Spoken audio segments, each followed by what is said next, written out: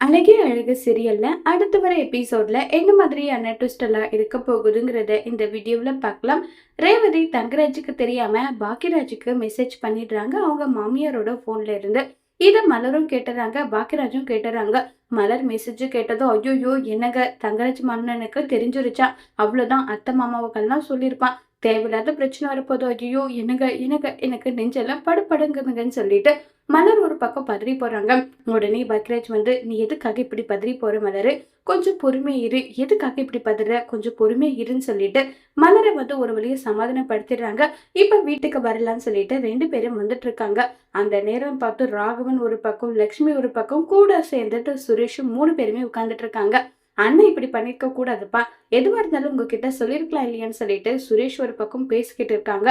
அப்ப வந்து கரெக்டா ராகவன் வந்து வரட்டும், இன்னைக்கு அவனை பாரு என்ன பண்றேன்னு சொல்லிட்டுன்னு சொல்லி கோபமா உட்கார்ந்துட்டு இருக்காங்க. கரெக்டா 2 பேருமே வீட்டுக்கு வராங்க. உடனே மலர் வந்து, எங்க வீட்டுக்கு வேற வந்துட்டோம், எங்க நம்ம இப்படி எங்கேயாவது ஓடிடலாமா, கண் காணாத இடத்துக்கு அவ்வளவுதான் சொல்லி பேசுறாங்க. உடனே ராகவன் வந்து, மலரு நான் இருக்கேன்ல, நான் சமாளிச்சுக்கிறேன், எதுக்காக நீ வருத்தப்பட்டு ஃபீல் பண்ணி பேசிட்டு இருக்க, விடு பாத்துக்கலாம்னு சொல்லி ஃபீலா பேசிக்கிட்டு இருக்காங்க. எனக்கு பயமா இருக்கு மலரு, நீ எதை பத்தியும் வருத்தப்படாத, நான் இருக்கேன்ல, நான் பாத்துக்கிறேன்னு சொல்லிட்டு அங்கிருந்து கிளம்பி போகலான்னு சொல்லிட்டு கிளம்பி போறாங்க. கிளம்பி போனதும் உடனே ராகவன் வந்து, என்ன மலரு வீட்டுல எல்லாரும் ஓகேவா, பொண்ணு பார்க்க போனீங்களே, பொண்ணு எப்படிப்பட்ட இருக்கு, இப்படி என்ன ஏதுன்னு சொல்லி கேள்வி கேட்கிறாங்க. பொண்ணெல்லாம் நல்லாதான் மாமா இருக்கு, என்ன சொன்னாங்க, யோசிச்சு எது ஒண்ணு சொல்றேன்னு சொல்லியிருக்காங்கன்னு சொல்லி பேசிக்கிட்டு இருக்காங்க. உடனே பாக்கியராஜ் வந்து, அப்பா நானும் தான் மலர் கூட சேர்ந்து போயிருந்தேன்றாங்க. உடனே ராகவன், எதுக்காக மலர் கூட சேர்ந்து போனவன் ஒரு ஃபோன் பண்ணி எனக்கு சொல்லியிருக்க கூடாதா, நீங்க பொண்ணு பார்க்க போனவங்க நம்ம மாப்பிள்ளைக்கு தெரிஞ்சவங்க, மாப்பிள்ளை ஃபோன் பண்ணி ஏன் பாக்கியராஜ் உங்ககிட்ட சொல்லிட்டு போறியான்னு சொல்லிட்டு கேள்வி கேட்கிறாங்க. எங்களுக்கு எவ்வளவு அசிங்கமா போச்சு, எதுக்காகடா நீ என்கிட்ட உண்மை மறைச்சுன்னு சொல்லி கேட்கிறாங்க. அப்பா என்னப்பா இது, உண்மை மறைக்கணும் நல்லா இல்ல, மலருக்கு நான் போன விஷயமே மலருக்கே தெரியாது, மலர் மட்டும் தான் தனியா போனா, நான் வந்து ஆபீஸ்ல முக்கியமான வேலையில தான் இருந்தேன், அப்ப அத்தை போன் பண்ணி மாப்பிள்ள நீங்க வந்தே ஆகணும்னு என்னை கட்டாயப்படுத்தினாங்க. சரி மலரு, அதே மாதிரி கார்த்திக் என் மாமியார் மட்டும் போனா பொண்ணு வீட்டுக்காரங்க என்ன நினைப்பாங்க, அவங்களுக்குன்னு சொந்த பந்தம் யாரும் கிடையாது இல்ல, அதனாலதான் மாப்பிள்ளைய நான் அங்க போனேன், அது கூட உங்களுக்கு பெருமைக்காக தானே போனேன், அப்படின்னு ஒரு வேலை பேசியிருந்தா நம்ம குடும்பத்துக்கு அசிங்க அவமானம் தானப்பான்னு சொல்லி பாக்கியராஜ் வந்து ராகவனுக்கு எப்படி பேசினா பிடிக்குமோ அந்த மாதிரி வந்து பேசிடுறாங்க. உடனே ராகவன், சரிடா எல்லா விஷயத்தையும் என்கிட்ட சொல்லிட்டு போறவன் இந்த விஷயத்த சொல்லிட்டு போல, மாப்பிள்ளை என்கிட்ட ஏன் உன்னுடைய பையன் சொல்லலையான்னு சொல்லி கேட்கும் போதும் எனக்கு எவ்வளவு கஷ்டமா இருக்கும், அதனாலதான் நான் கேட்டேன். இங்க பாருடா, எப்ப போனாலும் நீ என்கிட்ட சொல்லிட்டு போற, எந்த ஒரு விஷயத்தையும் நீ என்கிட்ட மறைக்க கூடாதுன்னு சொல்றாங்க, அதுக்கு என்னப்பா தாராளமா, இனி உங்ககிட்ட நான் எந்த விஷயத்தையும் மறைக்க மாட்டேன்ப்பான்னு சொல்லி பேசிட்டு இருக்காங்க. இதை கேட்டதும் சரிப்பான்னு சொல்லிட்டு அங்கிருந்து கிளம்பி போயிடுறாங்க. உடனே மலர் நேரா பாக்கியராஜ் கிட்ட போயிட்டு, என்னங்க எப்படிங்க நீங்க இப்படி சமாளிச்சீங்க, மலரு அப்பாவுக்கு இந்த விஷயம் தெரிஞ்சிருச்சு, ஒருவேளை அப்பா கிட்ட மட்டும் நம்ம தெரியாத மாதிரி நடிச்சிருந்தா கண்டிப்பா ஒரு நாள் முழுக்க கிளாஸ் எடுத்திருப்பாரு, அதுதான் ரேவதி உஷாரா போன் பண்ணிட்டல்ல, அதனால அப்பாவுக்கு ஏத்த மாதிரி எப்படி பேசணுமோ அப்படி பேசி சமாளிச்சுட்டேன்னு சொல்றாங்க. நிஜமாவே நீங்க கிரேட்டுங்கன்னு சொல்லிட்டு மலர் பாக்கியராஜுக்கு முத்தமெல்லாம் கொடுத்துட்டு அங்கிருந்து கிளம்பி வந்து போயிடுறாங்க. இப்ப நம்ம மலர் உட்கார்ந்துட்டு இருக்காங்க. ரேவதி வந்து, இங்க பாருங்க அண்ணி, எனக்கு வந்து விஷயம் தெரிஞ்சது, என் புருஷன் தான் இந்த விஷயத்த பண்ணாரு, அந்த விஷயம் என்கிட்ட பார்க்கலான்னு சொன்னா போனும் என் கையில இல்ல, அத்தைக்கு மாத்திரை கொடுக்குற சாக்குல அப்படியே போயிட்டு நான் அத்தை போன்ல இருந்து மெசேஜ் பண்ணேன்னு சொல்லிட்டு எல்லாம் பேசிட்டு இருக்காங்க. நிஜமா ரேவதி, நீ மட்டும் சொல்லலைன்னா கண்டிப்பா எங்களால சமாளிச்சிருக்கவே முடியாதுன்னு சொல்லிட்டு 3 பேருமே பேசிக்கிட்டு இருக்காங்க. கரெக்டா அந்த இடத்துக்கு சுத்தி வராங்க. அண்ணி பொண்ணு பார்க்க போனீங்களே, உங்க தம்பிக்கு பொண்ணு செட் ஆயிடுச்சான்னு சொல்லி கேக்குறாங்க. பொண்ணு என்னவோ நல்லதா இருந்தது, என்னுடைய தம்பி கார்த்திக்கும் புரிஞ்சது, ஆனா என்ன அதுல ஒரு கௌஷிக் குறுக்க வந்தான்ற மாதிரி தங்கராஜ் அண்ணன் குறுக்க வந்துட்டாரு, தங்கராஜ் அண்ணன் கூட வேலை பார்க்கறவங்களோட தங்கச்சி தானே பொண்ணு, அதனால 100% கல்யாணம் நடக்காதுன்றது எங்களுக்கு தெரிஞ்சு போச்சுன்னு சொன்னதும் ஸ்ருதிக்கு இது ஒரு மாதிரி பயங்கர சந்தோஷம் ஆயிட்டது. இருந்தாலும் ஸ்ருதி வெளியே காட்டிக்கிறது கிடையாது. இப்ப வெளியே உட்காந்துட்டு இருக்கலாம்னு சொல்லிட்டு வெளியே போறாங்க.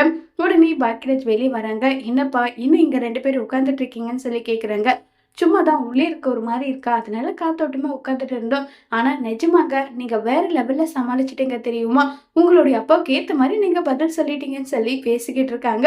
கரெக்டா உடனே சுரேஷ் அந்த இடத்துக்கு வந்ததும், இன்னைக்கு மழை வரப்போகுதுன்னு சொல்லி பேச்சு அப்படியே மாத்துறாங்க. உடனே சுரேஷ் வந்து, அண்ணி என்ன அண்ணி, நீங்க ஏதோ ஒரு விஷயத்த பேசிட்டு இருந்தீங்க, உடனே நான் வரேனதும் அந்த பேச்சை அப்படியே மாத்திட்டீங்க, என்ன நீ இதுன்னு சொல்லி கேட்டுட்டு இருக்காங்க. அதெல்லாம் ஒன்றும் இல்லை சுரேஷ், எனக்கு முக்கியமான வேலை இருக்குன்னு சொல்லிட்டு கிளம்பி போயிடுறாங்க. உடனே சுரேஷ் வந்து பாக்கியராஜ் கிட்ட உட்காந்து, அண்ணே வர வரைக்கும் என்ன பேசுனீங்க சொல்லுங்கன்னு சொல்லி கேட்குறாங்க. அது ஒன்றும் இல்லடா அண்ணா, என்னண்ணே என்கிட்டயே மறைக்கிற பத்தியா? அதெல்லாம் ஒன்றும் இல்லை, மலரு பொண்ணு பார்க்க போகணும்ல, அந்த இடத்துல தங்கராஜ் அண்ணோட ஃப்ரெண்டு தானா, அதனால கல்யாணத்தை நிறுத்திட்டு வாங்கன்ற மாதிரி தான் பேசிட்டு இருந்தாங்க, வேற எதுவும் கிடையாதுன்னு சொல்றாங்க. நிஜமாவே அதுதானா? ஆமாண்டா அதுதான் சொல்லி பேசிட்டு இருக்காங்க. உடனே சுரேஷ் வந்து, நான் கூட வேற எதுவோ நீங்க பேசிருந்தீங்க, என்ன பத்தி தான் பேசிருந்தீங்களோன்னு நினைச்சிட்டேன்னு சொல்லி பேசிக்கிட்டு இருக்காங்க. உடனே பாக்யராஜ் வந்து சுரேஷ் கிட்ட, டேய் சுரேஷ், இவங்க 3 பேரும் சேர்ந்து சீக்கிரட்டா ஒரு விஷயத்த மெயின்டைன் பண்றாங்கடா. என்னென்ன சொல்ற? ஆமாண்டா, ரேவதி, மதி, மலர் 3 பேருமே ஒரு ஃபேமிலி குரூப் மாதிரி ஓப்பன் பண்ணி அதில் அவங்கவுங்க புருஷனை பற்றி அவங்கவுங்க பேசுறது, இந்த மாதிரி பேசிட்டு இருக்காங்க. எனக்காக ஒரே ஒரு ஹெல்ப் பண்ணுறியாடா சுரேஷ்ன்னு சொல்லி கேட்குறாங்க. அண்ணன் என்னென்ன சொல்கிற? இவங்க ஃபேமிலி குரூப் ஓப்பன் பண்ண விஷயம் எனக்கு கூட தெரியாதே. எனக்கே தெரியாதுடா, எதிர்ச்சியா நானே கண்டுபிடிச்சிட்டேன். அதில் மலர் என்னை பற்றி எப்படிலாம் பேசி வச்சிருக்கா தெரியுமா? அதில் என்னை பற்றி ஒரு மொக்க கதைன்னு சொல்லி ஒன்று பேசியிருக்காடா. அதை நானும் எப்படியாவது யார்கிட்டயாவது தெரிஞ்சுக்கணும்னு ஏதேதோ கேட்குறேன். யாருமே அதை பற்றி சொல்லவே இல்லைடா. அதனால நீ எப்படியாவது கண்டுபிடிச்சு சொல்லுடான்றாங்க. அண்ணன் இதெல்லாம் ஒரு விஷயமா? சுரேஷ், எனக்கே இப்படி ஒரு நிலைமைனா மதியெல்லாம் கண்டிப்பா உன்னை கழுவி கழுவி ஊத்திருப்பா. கண்டிப்பா அந்த குரூப்ல எப்படியெல்லாம் இருக்குமோ தெரியலன்னு சொல்லிட்டு எல்லாம் பேசுறாங்க. உடனே சுரேஷ், நானா? கண்டிப்பா மதியெல்லாம் என்னை பத்தி எல்லாம் திட்டிருக்க மாட்டேன்றாங்க. என்னடா நினைச்சிட்டு இருக்க சுரேஷ்? மதி கண்டிப்பா பேசியிருப்பா. மலரி அப்படி பேசியிருக்கானா? கண்டிப்பா மதியம் பேசியிருப்பா. இங்க பாரு சுரேஷ், அந்த கதை என்ன ஏதுன்றத மட்டும் தயவு செஞ்சு எனக்காக கண்டுபிடிச்சி எடுத்துட்டு வந்து சொல்றியா? அது தெரிஞ்சுக்கிட்டதுல இருந்து என்னவா இருக்கும் ஏதுவா இருக்கும்னு சொல்லிட்டு மனசு மண்டை எல்லாமே குழம்பிக்கிட்டே இருக்கு. ப்ளீஸ்டா சுரேஷ், நீ போயிட்டு எப்படியாவது மதியோட போன்ல அந்த என்ன கதைன்றது மட்டும் கேட்டு எடுத்துட்டு வந்து எனக்கு சொல்லிடுறியான்னு சொல்லிட்டு சுரேஷ் கிட்ட சொல்லிட்டு பாக்யராஜ் அங்கிருந்து போனதும் உடனே சுரேஷ் யோசிச்சுட்டு இருக்காங்க. ஒருவேளை மதியம் நம்மளை பத்தி ஏதாவது பேசியிருப்பாளோ, அவளுடைய மனசுல நம்ம எப்படிப்பட்ட இடத்துல இருக்கோன்றது கூட தெரியாது. அதனால அந்த போன்ல அப்படி அந்த குரூப்ல என்னை பத்தி மதி என்ன பேசியிருக்கான்றத நான் தெரிஞ்சுக்கிட்டே ஆகணும். ஆனா என்ன பண்றது ஏது பண்றது ஒண்ணுமே புரியலன்னு சொல்லிட்டு சுரேஷ் வந்து பயங்கர தீவிரமா யோசிச்சுட்டு இருக்காங்க. அப்படி மதியோட மனசுல என்ன உண்மை இருக்க போகுது, அதை எப்படி சுரேஷ் கண்டுபிடிக்க போறாங்கிறத வரப்போற எபிசோட்ல வெயிட் பண்ணி பார்க்கலாம். தேங்க்யூ.